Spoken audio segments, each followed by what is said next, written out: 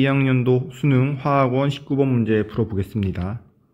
A기체와 B기체가 반응해서 C가 생성되는 반응이 화학 반응식이라고 했고, B기체가 Xg으로 고정인 상황에서 A를 점점 첨가하는 투입 유형에 대한 문제입니다.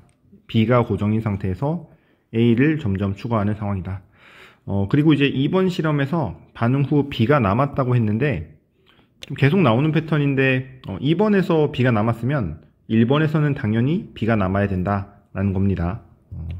1번 실험과 2번 실험이 있는데, 문제 조건에서 2번 실험에서는 B가 남았다고 했으니까 A가 한 개의 반응물인데, 1번 실험에서는 당연히 A가 한 개의 반응물이 됩니다.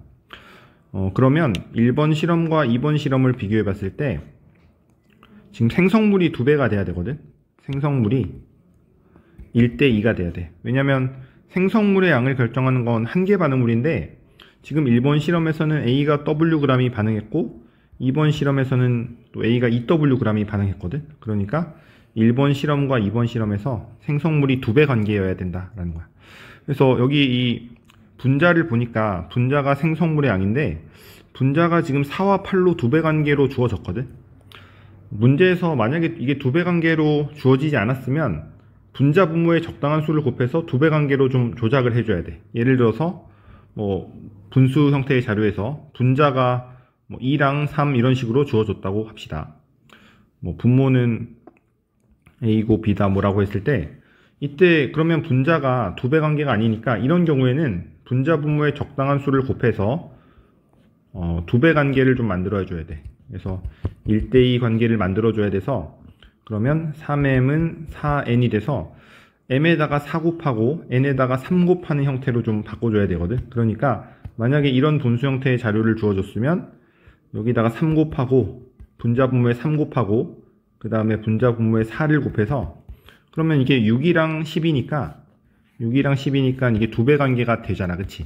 생성물이 2배 관계가 되게 이렇게 식을 바꿔줘야 되는데, 지금 이 문제는 그냥 2배 관계로 주어졌기 때문에 이 스케일을 좀 그대로 써도 된다는 거야. 1번과 2번에서는 당연히 생성물이 2배 관계다. 그랬을 때 전체 기체의 부피가 이것도 2가 증가하는 형태거든. 그러면 여기서는 이 첨가 유형에서는 y절편을 잘 찾아야 되는데, 이게 y절편이 y축이 전체 기체의 양 혹은 전체 기체 부피에 대한 자료일 때, 전체 기체의 양에 대한 자료일 때 첨가한 A의 양이 X좌표고, 이렇게 해서 이제 그래프를 그릴 때 중요한 게 Y절편이 중요합니다. 투입을 하나도 안 했을 때 이 상황이 중요한데, 그러면 여기서 1번 다시라고 한번 적어볼까요? A를 하나도 안 넣었을 때 이 상황이 중요한 거야. A를 하나도 안 넣었을 때는 일단 생성물이 없겠지. 생성물이 0이고, 그래서 이게 등차수열 관계가 돼야 되거든. 그런데 여기서 변화량이 지금 이씩 변하는 상황이잖아. 이게 그 투입 유형에서 그 당량점 이전까지는 이게 그래프 기울기가 똑같아야 돼. 변화량이 똑같아야 되죠. W가 반응한 상황에서의 변화량이 똑같아야 되기 때문에 이 자리를 5라고 채울 수가 있어. 5라고. 그리고 나서 이제 나머지 조건을도 봐야 되는데, 여기서 중요한 게 A의 개수는 지금 모르지만 A의 개수를 모르는 상황입니다. 근데 B의 개수와 C의 개수가 1대2 관계라는 거 알아. 그러면 이게 처음에 B만 있을 때가 부피가 상대값으로 Xg에 해당하는 부피가 상대값으로 5L다 이런 얘기거든. 그러면 이 완결점에서의 상황을 보면, 완결점에서는 A도 없고 B도 없고 C만 있는 상황이죠. C만 있을 때 이때 C가 10L가 돼야 되거든. 왜냐면 여기 개수가 1대2여서 B가 5L가 다 반응하면 C만 있을 때가 완결점인데, 완결점에서 C가 10L가 돼야 돼. 10L가. 일단 그 상황을 생각을 해보면 완결점에서 전체 기체 부피는 10L가 돼야 되고, 그럼 이 완결점 상황을 찾는 거거든.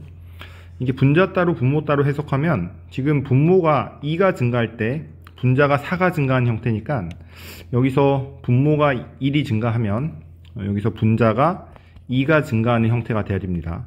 그래서 이 자리를 10이라고 채울 수가 있고, 그러면 이제 4번 상황에 대해서 좀 생각해 볼 수가 있어. 4번 상황은 원래 이 분자는 10이어야 되죠. 그럼 이게 16이어야 된다라는 거거든. 8분의 5는 16분의 10이잖아. 이렇게 할 수가 있고, 그리고 이 완결점 상황에서, 그럼 이 완결점 상황에서의 좌표가 A가 2.5W 추가했을 때 이 상황이다 라는 것까지 또 알 수 있어.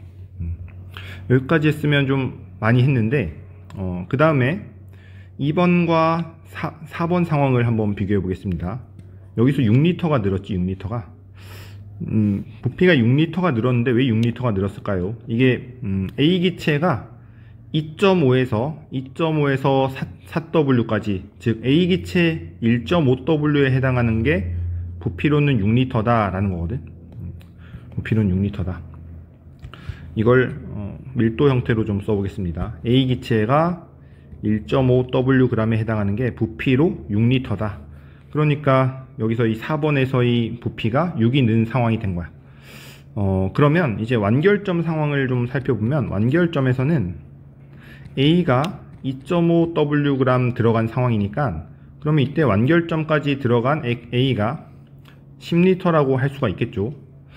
그러면 이제 개수를 찾은 거야. 지금 B가 최초에 5L가 있고, 이 완결점 상황에서 반응한 A가 10L이기 때문에 이렇게 반응했을 때가 반응 완결점이라면 이게 2대1로 반응했다는 걸 알 수가 있거든. 그래서 이 A 값을, A의 개수를 찾았습니다. A의 개수가 2다.